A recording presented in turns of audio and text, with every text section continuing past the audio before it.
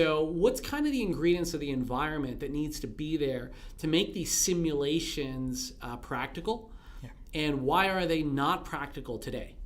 So I'll say, I think for a lot of things that are not practical with ABM, there are plenty of things that have been done with agent-based modeling. I mean, this is a look. If anything, 2020 has taught us with epidemiology and stuff like that. Agent-based models have really helped us figure this out. And yet, you would imagine not everybody may have been aware of it. I think we've probably all seen the curves and what's going to happen if some interventions happen.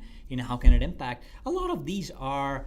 Some of these are based on more compartment models, but plenty of agent-based models have come in and made it practical. I think the critique, it's not so much a critique. I think where it stands, for it to be truly impactful, fundamentally it has to take in a lot of things which haven't been studied by science in a lot of detail or haven't been quantified yet. One of the classic examples is, think about human beings and behavior, right?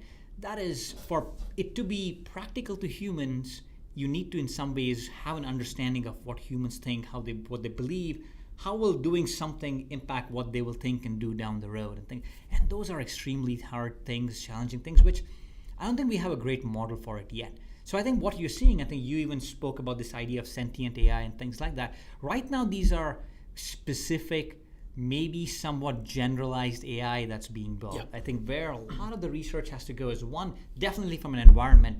We don't even know at this point what kinds of inputs are required from an environment. From here, if we're sitting here, there's light, there's temperature, but I don't know, is there wind speed and a whole host of stuff that goes into our brain that processes it and makes us feel a certain way, right? I think that fundamental science is probably not there. So a lot of sensors, technology, more data has to come in even beyond what we are taking in today, right?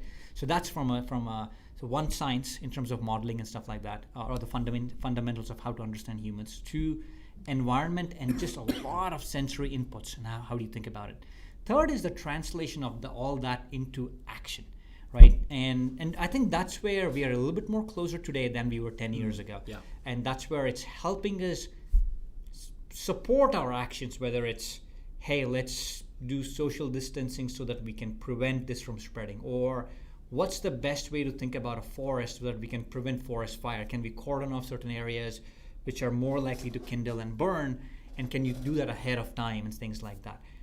There's a lot of, their drug development now is trying to be a lot more bottom up when you think about genes and the interaction of that with various things. That's going bottom up. So I think we are seeing now with, as you said, the coming of technology and data and cloud computing and all that stuff, it's beginning to happen. There are lots of ways to go, and a lot of these people will need to come together, because I think for biology to work well, you still need to understand human psychology. They need to make sure the tech is working, and that's where the idea of ecosystem comes in, beyond just the environment, right? Our ecosystem has to work, and that's where entrepreneurs and the timing of them becomes so important, because if now one of these things aren't developed, it doesn't work at that particular moment. It's the same thing with Perceptron a while back. It was only a dumb idea, and so far as nobody could do anything with it at that point. Yeah. But the moment technology changed, it changed the game.